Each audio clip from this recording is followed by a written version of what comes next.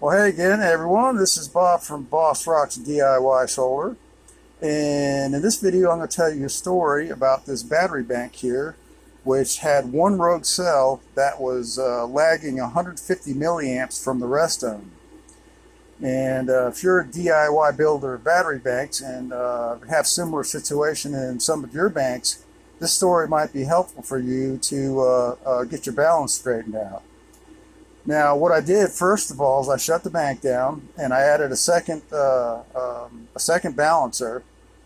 And I've done reviews on these balancers in past videos, and both of them are pretty pathetic.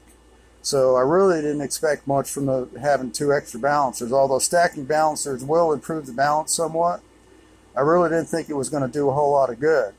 But before I even put it up for charge the next day, what I did is I took that one cell and I topped it off, and I topped it off hard. I went like to 4.4 volts and really gave it a hard charge until it hit 3.65. Then I backed off and I let it marinate at that 3.65 for a good while. So anyways, the next day, go to charge it, and when it got fully charged, it was just about nearly perfectly balanced. So I said, okay, well, that's good. But I still didn't think that those balancers had anything to do with that. So what I did is for the next day's charging cycle, I disconnected both balancers and charged it up again. And at full charge, without the balancers connected, I had an almost nearly perfectly balanced battery bank. So the balancers had nothing to do with it. Just topping off that one cell took care of the balance problem.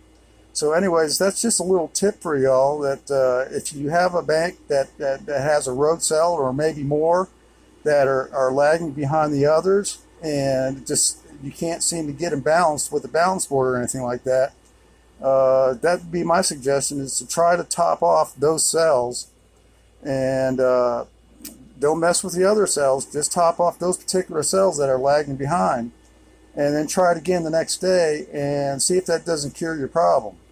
So anyways, there's a tip from you from an experiment that I did that worked out pretty good, and I hope it's useful to y'all. Thanks for watching. See you on the next one.